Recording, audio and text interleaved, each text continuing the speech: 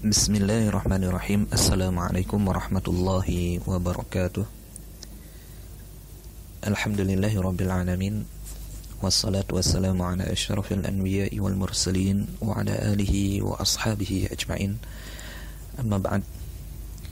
Alhamdulillah, kita kembali melanjutkan pembacaan kitab Tabaqat Asy-Syafi'iyah yang ditulis oleh Al-Imam Syekh Abdullah bin Hijazi Asy-Syarqawi. Dan di pertemuan ini kita memasuki biografi yang kelima, yaitu Muhammad bin Idris. Qala al-muallif rahimahullah wa nafa'ana Allahu bihi wa bi'ulumihi fid dharain amin. Muhammad bin Idris Ibnu Syafi'i atau Abu Uthman Muhammad Ibnul Imam Syafi'i. Jadi beliau ini adalah salah satu dari putra Al-Imam Syafi'i, ya, muassis dari mazhab ini. Jadi putra daripada Imam Syafi'i, ya. Nama lengkapnya adalah Muhammad bin Idris, ya, Ibnu Syafi'i. Ya, beliau putra dari Al-Imam Syafi'i, ya. Beliau memiliki kunyah Abu Uthman, ya. Dan beliau ini juga dikabarkan menjadi seorang qadhi, ya, menjadi seorang hakim di Makkah. Dan beliau juga berguru kepada banyak ulama, ya, tentu saja kepada ayah beliau sendiri, yaitu Al-Imam Syafi'i, ya. Akhadha an abihi wa Sufyan bin Uyainah. Jadi beliau mengambil ilmu langsung dari ayah beliau dan juga dari Sufyan bin Uyainah. Ya, Sufyan bin Uyainah ini adalah guru daripada ayah beliau sendiri, ya, Sufyan bin Uyainah. Jadi berguru kepada ayah daripada berguru kepada guru dari ayah beliau, ya, Sufyan bin Uyainah. Karena beliau jadi ke Makkah juga, ya, ketika berada di Makkah, mengambil ilmu langsung dari pembesar ilmu hadis, ya, di zaman itu atau di Makkah pada saat itu adalah Sufyan bin Uyainah. Wa Ahmad bin Hanbal, dan juga mengambil ilmu dari Ahmad bin Hanbal yang juga salah satu murid daripada ayah beliau. Jadi putra beliau ini mengambil ilmu langsung dari ulama-ulama besar, ya, dari pendiri mazhab, ya, dari para imam yang memang ilmunya diakui. Dan beliau wafat di di Jazirah sanata arba'ina wa mi'atain, di tahun 240 Hijriyah. Wali Syafi'i waladun akhar yusamma Muhammadan aidan. Jadi Al-Imam Syafi'i juga punya anak yang lain atau putra yang lain, yaitu Muhammad juga namanya. Qala Ibnu Yunus fi tarikhihi. Ibnu Yunus berkata di dalam kitab tarikhnya, innahu qadima Misra ma'a abihi wa huwa saghirun.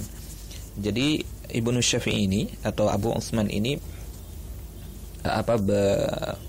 berihlah, ya, atau hijrah ke Mesir bersama dengan ayah beliau, dan saat itu beliau masih kecil, ya, ketika hijrah ke Mesir bersama ayahnya. Beliau masih kecil, ya, pada saat itu. Dan beliau wafat, ya, sanata ihda wa thalathina wa mi'atain, wafat pada tahun 231 Hijriyah. 231 Hijriyah. Nah, ini anak beliau yang bernama Muhammad, yang satu lagi yang tadi kita sebutkan, wafat di tahun 230 Hijriyah. Jadi memang kalau kita melihat di kitab Tabaqat Asy-Syafi'iyah, memang informasi mengenai putra Al-Imam Syafi'i ini memang tidak banyak dan tidak semasyhur, ya, tidak semasyhur ayah beliau, ya, ayahnya yaitu Al-Imam Syafi'i. Dan tapi kita mengetahui meskipun tidak semasyhur ayahnya, tapi keilmuan daripada anaknya ini juga diakui oleh para ulama di zaman itu. Dan ini menunjukkan bagaimana didikan seorang ayah melahirkan putra yang alim, ya. Seorang alim melahirkan alim yang lain, ya. Jadi tidak hanya dirinya yang alim, yang berilmu, tapi juga putra-putranya, anak-anaknya itu juga alim. Dan Al-Imam Syafi'i memang memiliki putri ya, anak perempuan yang memang tidak diceritakan di dalam kitab ini. Dan barangkali nanti bisa kita singgung di kesempatan yang lain. Kemudian biografi yang keenam adalah Abdul Aziz bin Imran bin Ayyub, atau dikenal dengan nama Ibnu Miklas ya, atau Abu Ali ya. Jadi kunyahnya adalah Abu Ali Abdul Aziz bin Imran bin Ayyub bin Miklas Al-Khuzai ya, Al-Misri. Qala Ibnu Yunus fi tarikhihi ya, jadi qala Ibnu Yunus fi tarikh Misra. Ibnu Yunus berkata di dalam tarikh Mesir, kana faqihan fadilan zahidan thiqatan. Jadi beliau ini adalah seorang yang faqih ya, orang yang memiliki banyak keutamaan, zuhud dan juga thiqah. Wa kana min akabiril malikiyah ya, dan beliau termasuk di antara pembesar Malikiyah, jadi ulama senior dari mazhab Maliki. Falamma qadima Asy-Syafi'i Misra lazimahu wa tafaqqaha ala madhhabihi. Jadi ketika Al-Imam Syafi'i sampai di Mesir, Ibnu Miklas ya berguru kepada Al-Imam Syafi'i ya, dia bermulazamah dengan Al-Imam Syafi'i dan pindah mazhab ya. Jadi pindah mazhab ya, menjadi mazhab Syafi'i ya, yang sebelumnya bermazhab Maliki. Kemudian beliau bertemu dengan Imam Syafi'i, kemudian bertafakuh ya, memperdalam mazhab Imam Syafi'i, sehingga kemudian beliau menjadi daripada murid Imam Syafi'i. Dan beliau wafat di bulan Rabiul Akhir sanata 34 wa 200 di tahun 234 Hijriyah. Kemudian yang ke-7 ya, adalah Al-Harith bin Suraij. Al-Harith bin Suraij Al-Baghdadi atau Abu Amir, Abu Umar ya, Abu Umar An-Naqqal.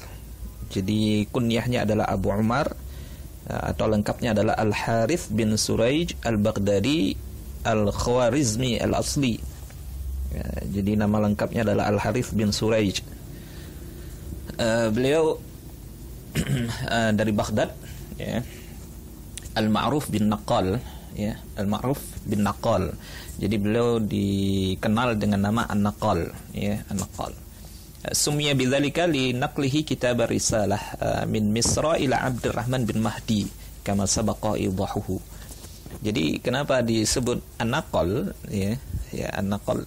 Karena beliau yang membawa risalah, jadi tulisan daripada Al-Imam Syafi'i kepada Abdurrahman bin Mahdi ya, jadi dia yang bawa dari Mesir kepada Abdurrahman bin Mahdi. Nah ini sudah kita singgung di pertemuan sebelumnya ya, kenapa dia disebut dengan An-Naqqal. Jadi yang membawa surat ya.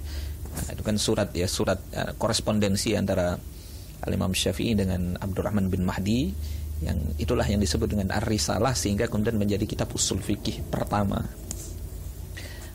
Dan dia yang membawakan surat itu kepada Abdurrahman bin Mahdi, maka dikenal dengan nama An-Naqqal. Mata sanata 36 wa 200. Beliau wafat di tahun 232 Hijriyah.